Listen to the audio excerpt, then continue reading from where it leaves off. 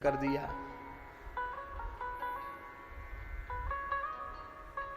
रावण का वध किया। किशोरी जी ने कहा भी पूरी तरह ठीक हुआ नहीं, अभी तो बहुत दुष्ट जिंदा है। अच्छा, ये चर्चा हो ही रही थी, तब तक ऋषियों का एक दल और आ गया। महाराज रक्षा कीजिए, रक्षा कीजिए। राम जी आओ आओ महाराज आओ। कैसे? बोले महाराज एक नया रावण पैदा हो गया, उसका नाम है सहस्त्र रावण। सहस्त्र रावण भैया ये तो कैसा? बोले 10 मुख वाला रावण तो है, वो 1000 मुंह वाला रावण है। उसकी 1000 भुजाएं हैं, उसका नाम है सहस्त्र मुख रावण। 1000 मुख वाला रावण है वो। महाराज देवता भी भयभीत हैं। अभी उसका प्रचंड प्रभाव बहुत व्याप्त नहीं हुआ, लेकिन अभी बस पांव फैला रहा है। और आपने रावण को कुल खानदान के सहित मार दिया, इससे वो बहुत रुष्ट है। अब तैयारी कर रहा है देवताओं पर चढ़ाई की, फिर युद्ध छिड़ेगा। तो महाराज उसका दलन कर दीजिए आप।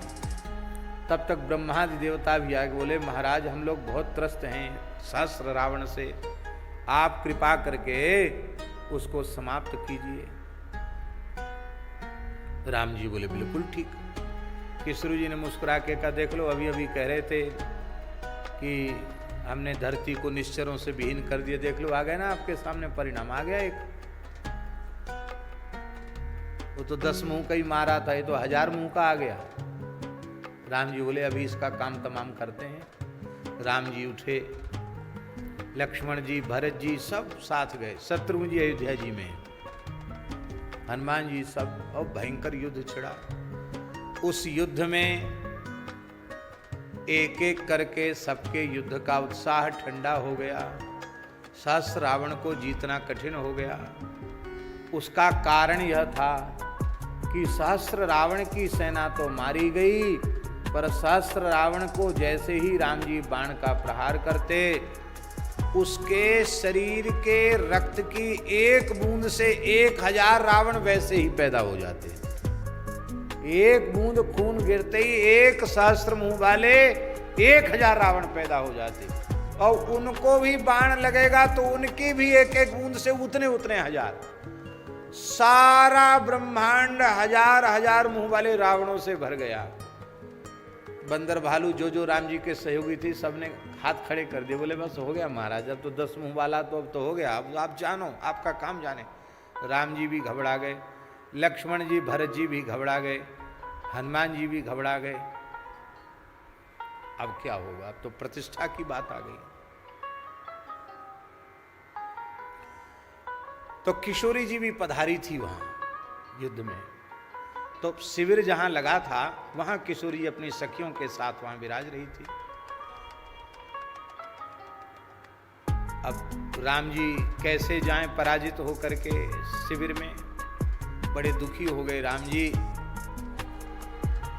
वशिष्ठ जी से उन्होंने कहा गुरुदेव अब आप समाधान करो, क्योंकि इनकी कृपा धनुज रण मारे, आप कृपा करो। जुक्ति मुक्ति तो गुरु जी बताते हैं, आप बताओ कैसे मारें।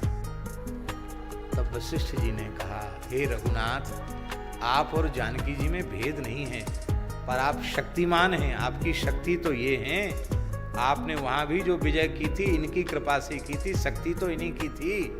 अब किशोरी जी को मनाओ, वो कृपा करके समाधान करेंगी तब सहस्त्र रावण मरेगा, नहीं तो मरेगा नहीं। तब वशिष्ठ जी ने राम जी को उपदेश किया है, और राम जी ने श्री सीता सहस्त्र नाम के द्वारा, राम जी ही उसके ऋषि हैं, राम जी ने सीता सहस्त्र नाम के द्वारा श्री किशोरी जी की, जानकी जी की 1000 नामों से स्तुति की।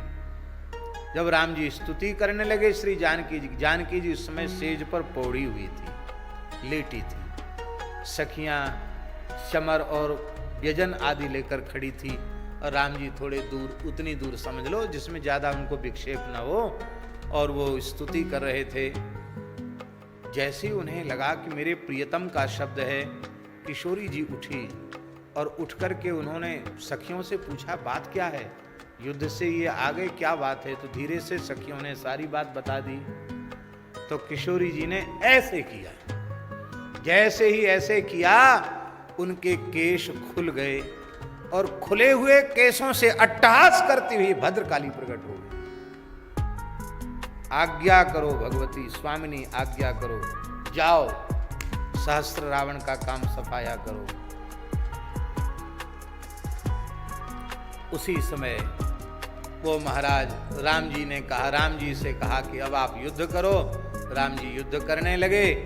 जितने सहस्त्र रावण पैदा होते वो उनका खून धरती पर गिरेगा तब ना सहस्त्र रावण पैदा होंगे। वो जितना खून गिरने से पहले ही काली जीभ से चाट जाती, एक बूंद नहीं गिरने दिया, सब खत्म है गई सहस्त्र रावण। और महाराज जितने बचे खुचे थे उनको मुंह में डाल डाल के सबको चबा के जय सिया राम। मरा तो सहस्त्र रावण राम जी के ही बाण से, लेकिन बिना किशोरी जी की कृपा के नहीं मरा। अब जो भगवती भद्रकाली प्रकट हुई थी किशोरी जी के केश पास से, केशों के हिलाने से वो प्रकट भई थी केश काली। वो जैसे ही प्रकट भई थी, अब महाराज किशोरी जी की शक्ति लेकर आई हैं, साक्षात किशोरी जी ही हैं उस रूप में। अब तो महाराज हाहाकार मच गया, दशों दिशाएं व्यथित हो गईं, आकाश से उल्कापात होने लग गया, समुद्रों का जल खोलने लग गया। अब क्या होगा? सूर्य चंद्रमा की प्रभा फीकी पड़ गई। अब तो महाराज प्रलय हो जाएगा, भगवती प्रलय कर देंगी। अब क्या होगा? अब स्तुति करें तो वो सुने कहां स्तुति? दम अट्टहास करें, ज्वाला उनके नेत्रों से मुख से प्रकट हुए। अब क्या? अब क्या? देवाधिदेव महादेव जी ने, शंकर जी ने कहा कि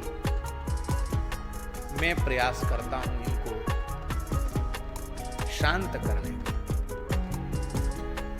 तो वे दौड़ रही थी भगवती भद्रकाली, और दौड़ती हुई भद्रकाली को देख करके भगवान शिव पौड़ गए, लेट गए।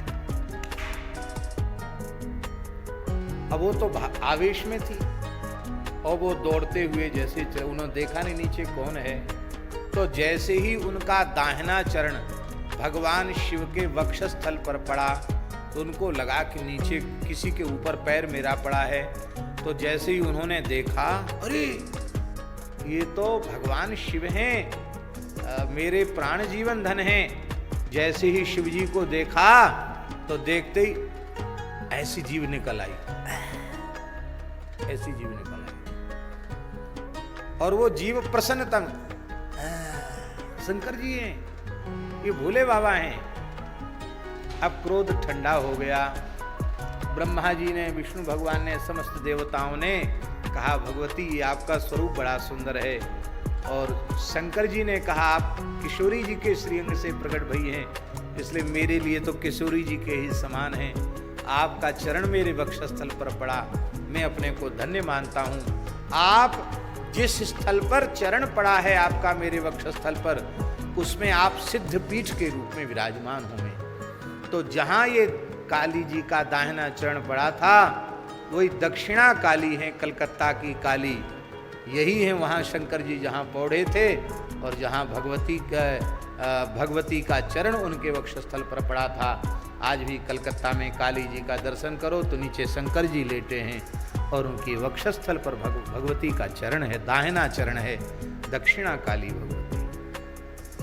इसलिए भगवती भद्रकाली उनके श्रीअंग से प्रकट हैं, इसलिए तद्रूपा ही हैं। और श्री किशोरी जी ही तो राम जी के चरणों में नेम और प्रेम देंगी, क्योंकि श्री किशोरी जी रूपी हैं। श्री किशोरी जी जैसे राम जी रूपी हैं और भैरव रूप रुद्र वो रूप हैं, ऐसे ही किशोरी जी रूपी हैं और भगवती दुर्गा, भगवती भद्रकाली का